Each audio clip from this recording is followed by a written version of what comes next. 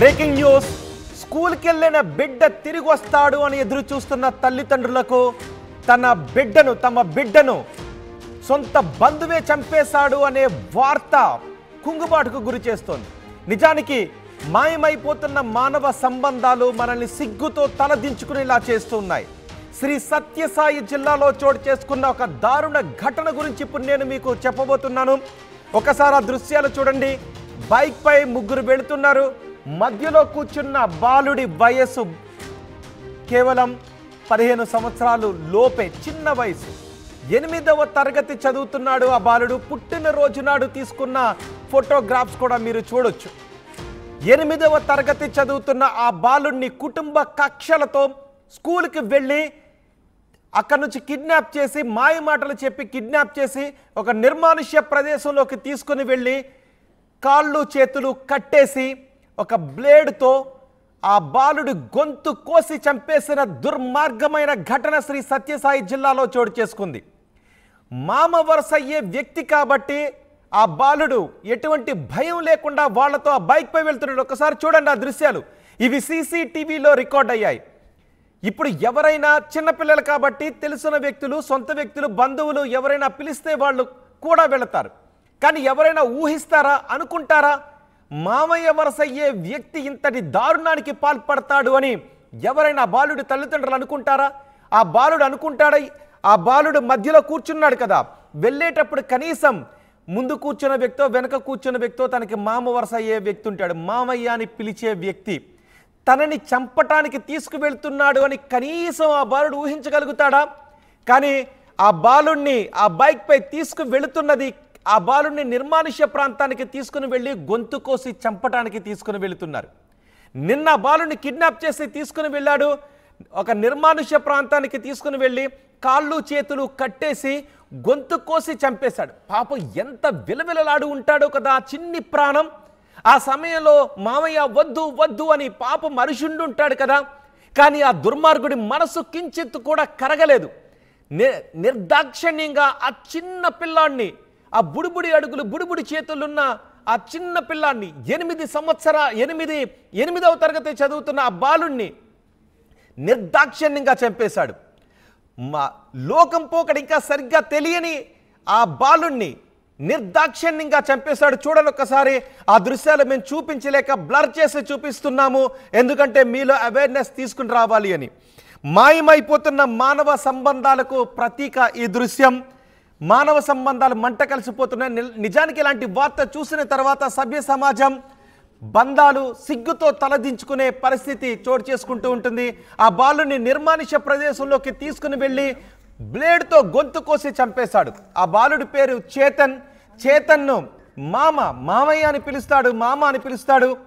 అలాంటి వ్యక్తి తనని కూడా రమ్మంటే ఎటువంటి అనుమానం లేకుండా ఆ బాలుడు పాపం నవ్వుతూ కూడా వెళ్ళాడు. మధ్యలో కూర్చోబెట్టుకుని బైక్ పై తీసుకువెళుతూ ఉంటే తనని చంపటానికి తీసుకుని వెళుతున్నారు అని కనీసం అనుమానం కూడా వ్యక్తం చేయలేని వయసు ఆ బాలుడిది. స్కూల్ అవ్వగానే చేతన్ బైక్ పై తీసుకువెళ్ళి కర్ణాటక సరిహద్దుల్లో దారుణంగా చంపేశాడు. 2వ బాక్స్లో చూడండి, బైక్ పై తీసుకువెళ్తున్నాడు. ఈ దృశ్యాలు సీసీటీవీలో రికార్డ్ అయ్యాయి. కానీ ఆ నరరూప రాక్షసుడు, మావ రూపంలో ఉన్న ఆ నరరూప రాక్షసుడు ఇప్పుడు పరారీలో ఉన్నాడు. ఆ బాలుడిని నిర్దాక్షిణ్యంగా చంపేసి ఆ బాలుడిని అలా తీసుకుని వెళ్ళి ఆ బాలుడి కాళ్ళు చేతులు కట్టేసి నోటిలో గుడ్డలు కుక్కి పొదల్లోకి లాక్కి వెళ్ళి యాక్సిల్ బ్లేడ్తో గొంతు కోసి చంపేశాడు మామ. ఎంత నరక యాతన అనుభవించి ఉండుంటాడో కదా చిన్న పిల్లాడు. అమిదాలగొంది ప్రభుత్వ స్కూల్లో 8వ తరగతి చదువుతున్నాడు ఆ బాలుడు. 8వ తరగతి చదువుతున్న చేతన్ను స్కూల్ నుంచి తీసుకుని వెళ్ళాడు మాయ మాటలు చెప్పి. ఆ తర్వాత పొదల్లోకి తీసుకువెళ్ళి చంపేశాడు. పాపం కుటుంబ సభ్యులు ఎదురు చూస్తూ ఉంటారు కదా. స్కూల్ అయిపోయిన తర్వాత తన బిడ్డ వస్తాడు, తన బిడ్డ ఆకలితో వస్తాడు, తన బిడ్డకు ఏం వండి పెట్టాలా అని ఆ తల్లి ఇంటి దగ్గర ఆ బిడ్డ కోసం ఎదురు చూస్తూ ఉంటుంది. అలాంటి బిడ్డ రాత్రైనా రాకపోతే ఆ మర్నాడు ఆ బిడ్డ అచేతనంగా పడి ఉంటే, రక్తపు మడుగులో పడి ఉంటే ఆ తల్లి తండ్రి ఎంత విలవిలలాడిపోతారు. ఆ తల్లి తండ్రి స్వప్నం ఆ బిడ్డ ఆ బిడ్డ ఎంతో ప్రయోజకుడు అవుతాడు అని అల్లారు ముద్దుగా చదువు చెప్తూ ఆ బిడ్డను పెంచుకుంటూ ఉంటే నరరూప రాక్షసుడిగా ఉన్న మామ వరస అయ్యే ఆ వ్యక్తి మాయ మాటలు చెప్పి ఆ పిల్లాడిని తీసుకువెళ్ళి చంపేస్తే ఆ క్షణం ఆ పిల్లాడు ఎంత నరకయాతన అనుభవించి ఉంటాడో కదా. ఇలాంటి దుర్మార్గుని ఏం చెయ్యాలని మీరు అనుకుంటున్నారు? మీ అభిప్రాయాన్ని కమెంట్ బాక్స్లో తెలియజేయండి. ఒకసారి మా ప్రతినిధి ఈ ఘటనపై స్కూల్ టీచర్ మాట్లాడారు. స్కూల్ టీచర్ ఏం మాట్లాడారో చూద్దాం. బాగోడ్లో టైం కూడా తీసుకున్నాను సార్, ఆయన కూడా చూపిస్తాను సార్. ఆయన ఆటికి 20 రూపాయలు చేంజ్ లేదంటే నేను 110 రూపాయలు ఇచ్చి 90 రూపాయలు రిటర్న్ ఇచ్చుకున్నాను సార్. వాడి చేతిలో కట్టేది కాలు కట్టేయలేదు కట్టేయండి సార్. ఈడ్చుకొచ్చి తాడు వెళ్ళిపోయినాము సార్. అక్కడ కొద్దిగా ఈడ్చుకోవచ్చు కదా, అక్కడ ఎందుకు ఇడ్చుకొచ్చినావని అది ఆయన వచ్చేసారు తొందరగా ఎవరు రావడం అన్నట్టుగా ఈడ్చుకొద్దామని చూస్తే కాలు పని యాడ్ చేసినావు. ఏం పని చేసినావు సార్? ఈ చేతిలో దాంట్లో కట్టేసింది అక్కడ సార్, అక్కడ పెట్టుకుని కూర్చోండి. ఆయన అదే వీళ్ళ తాత స్కూల్ దగ్గర ఫోన్ చేసి అరసలేదరా సార్, ఆడు ఫస్ట్ లో అరిచినాడు సార్, ఇక్కడ అరచలేదు సార్. ఎందుకు? టైట్ గా బట్ట కట్టేయండి సార్. ఏడ కట్టినావు? మూతి కట్టేయండి సార్. మూతి కట్టినావు? ఎందుకు కట్టినవారు అట్లా? అరసలు అంటాను, ఆయన ఆడే ఉండేది సార్, అరసలని కట్టేయండి సార్. అంటే ఇట్లా చేసేసి ఆడ బండి ఉండే సార్ ముందర పక్క. ఇప్పుడు మన బండిలో కంటే ఇంకొద్దిగా అప్పు వస్తుందా, అది నుంచి అట్లా స్ట్రైట్ పోయినాను సార్. అట్లా స్ట్రైట్ గుండెలన్నీ ఊడిపోయినాయి. షర్ట్ అది ఇప్పేసినాను సార్, నేనే ఇప్పినాను సార్. అది కోసేటప్పుడు ముందుకు వస్తానే సార్, అట్లా ఇప్పేసి ఎడం చేస్తామని తీసేసినాను. ఎట్లా కూర్చున్నావు? అటు సైడ్ కూర్చొని చూపిస్తావా? సార్. బాగోడ్లో టైం కూడా తీసుకున్నాను సార్, ఆయన కూడా చూపిస్తాను సార్. ఆయన ఆటికి 20 రూపాయలు చేంజ్ లేదండి. చూసారా తను చెబుతున్న మాటలు? ఒక్కసారి ఆ దృశ్యాలు చూస్తే మీకు ఏమనిపిస్తోంది? 8వ తరగతి చదువుతున్న బాలుణ్ణి నిర్దాక్షిణ్యంగా తీసుకువెళ్ళి చంపేశారు.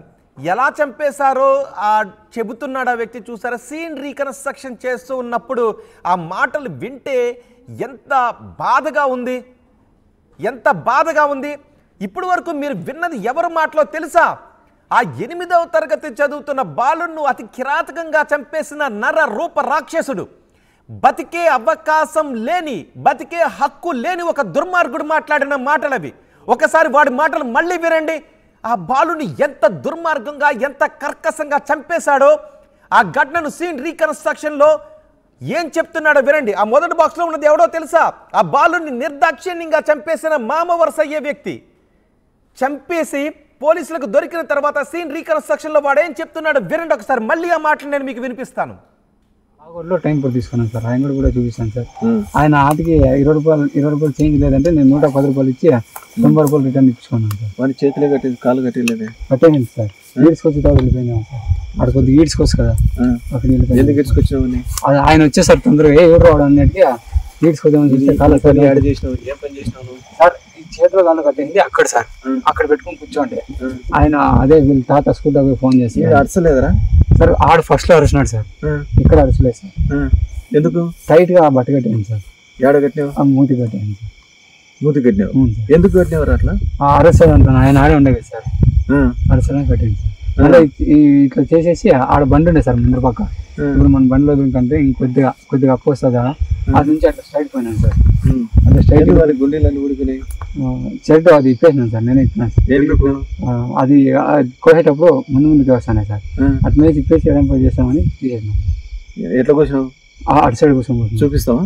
సార్. బాగోడ్లో టైం కూడా తీసుకున్నాను సార్. చూసారా వాడు చెబుతున్న మాటలు? ఆ బాలుడిని ఎలా తీసుకొచ్చారు, ఎక్కడ ఆ బాలుడికి చేతులు పాపం చిన్ని చేతులు విరిచి చేతులు కట్టేస్తుంటే ఆ చిన్నాడి చేతులు తట్టుకోగలవా? ఆ మూతికి మాట రాకుండా నోట్లో గుడ్డలు కుక్కుతుంటే ఆ చిన్ని ప్రాణం ఎంత విలవిలలాడిపోయి ఉంటుందో అర్థం చూడండి. 2వ బాక్స్లో చిన్న పిల్లాడు పాపం బర్త్డే ఫంక్షన్ జరుపుకున్నారు, ఒక పెద్ద కేక్ పెట్టి, ఇవన్నీ జ్ఞాపకాలు, గుర్తులు. ఈ దుర్మార్గుని చూస్తుంటే మీకేమనిపిస్తోంది? వాడికి ఈ క్షణం నుంచే బతికే హక్కు లేదు కదా. నిజంగా ఇలాంటి వాళ్ళను చట్ట ప్రకారం ఉరి తీయాల్సిన అవసరం ఉంది. వాడు చెబుతున్న మాటలు విన్నా